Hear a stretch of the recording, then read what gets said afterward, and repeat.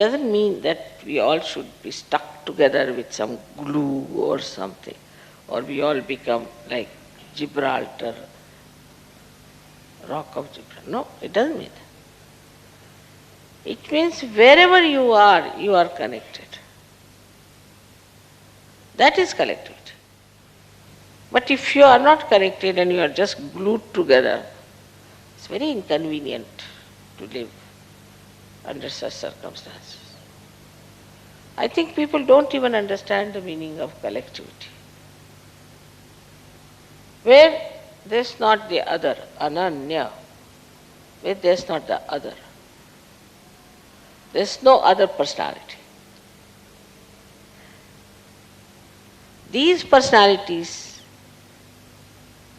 are separated from you because of left and right, or could be both. But you are yourself fully when you are absolutely detached and your Kundalini is dancing, you are alone and never alone.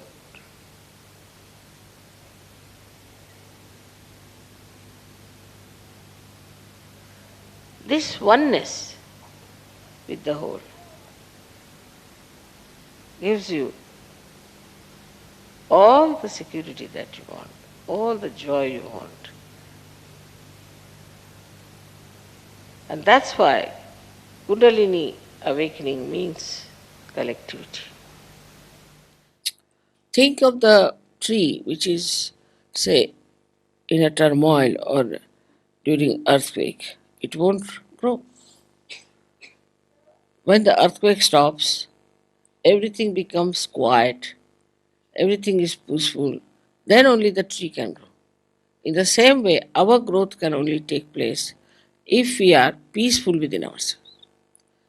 So, for a Kundalini growing wider and wider and rising higher and higher, first thing is we must have peace within ourselves. But this peace is possible if you can make really peace with others. If you cannot make peace with others who are in Sahaja, who are in the collective, if you are in a turmoil, this Kundalini can never rise. That is why collectivity is so important. Without collectivity, your Vishuddhi cannot open. And without collectivity, you cannot have the growth of your spirituality. If the growth of the spirituality, as they say, the tree of life is upside down and the roots are in the brain. And this Kundalini has to go and water that brain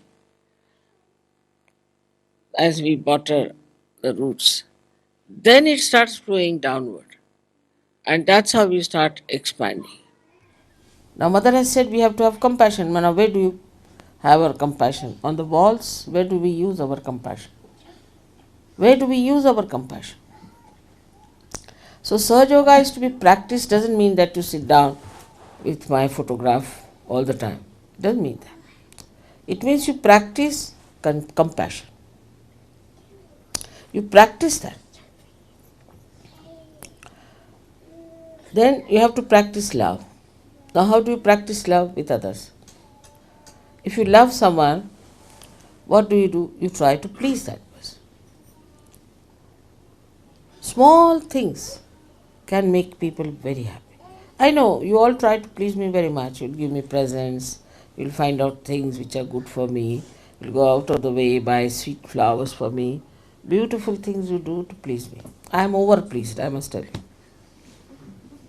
But I am more pleased, much more pleased, if you understand collectivity and try to please each other.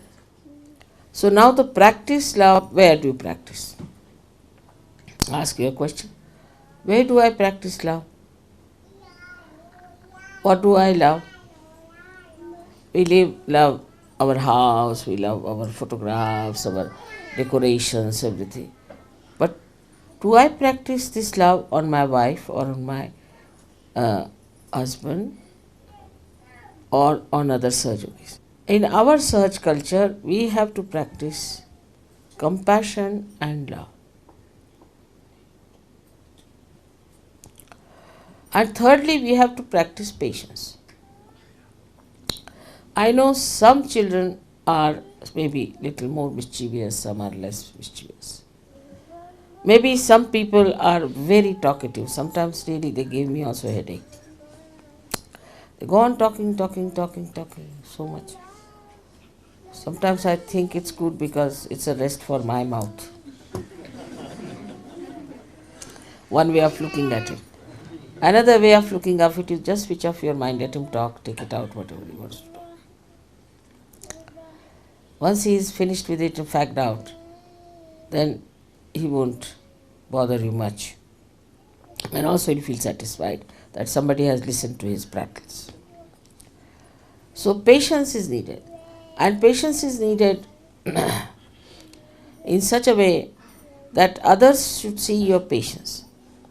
Yesterday, for example, I was sitting for about, I think, 3 hours shaking hands with all sorts of people and all types of problems. And the person who came last, he said, looking at your patience, I developed my own patience. And love gives you patience. This love nourishes you. I'm telling you, it's absolutely down to earth method. Here I have not mentioned that you trust God. I'm just saying trust yourself. Now we have been saying that we have to forgive everyone. But we don't practice that. Small things like mad people we remember. When only I had heard that snake has this capacity to remember if somebody has hurt him. But here I find human beings have no less capacity. Whatever has happened 13 years back, 15 years back, they all remember each and everything. Whatever has hurt them. But how they have hurt others, they don't remember. How they have been nasty to others, don't remember. Because this is a human mind which has got the ego. It can go on hurting others, it doesn't feel anything.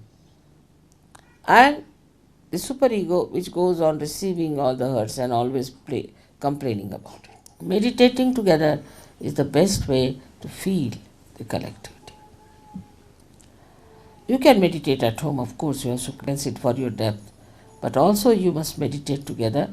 And when you meditate together, then the strength that you have strengthens others, and the strength of the whole collectivity improves so much. We are meditating together is a very big thing. So try to grow your collectivity, otherwise you cannot go deep into your own depths. Like anger.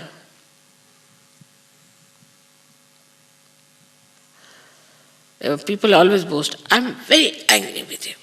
Boast. But just make that anger into forgiveness. And you'll see the person, instead of you getting into problems, he will get into problems. Anger will upset you, but forgiveness will upset him automatically. It's the biggest weapon you have got is to forgive. And this is shown in Buddha's character throughout. Sangam Sharanam Gacchami. Sangha means collectivity. I surrender myself to the collectivity. So here, in complete awareness, you cannot be mesmerized. If you are mesmerized, then you can live whatever way you like. But in complete awareness and full understanding, we have to become collective. But once you are without ego, means you have surrendered yourself. No one can cheat you. Can you understand that? No one can cheat you. Because there is some higher force which is looking after. This is the way we should understand Buddha. This is, we should know our Buddha qualities. This is how our ego can be dissolved. And then you laugh at everything. You make fun of yourself. Last but not the least, one must understand that as all the 7 chakras I am working on are in a collective way held by me, by Virata, the quality of Viratangana is that she creates this universal awareness within us, the collectivity. And if you do not realize that in modern times we are in a spiritual path in a collective way only,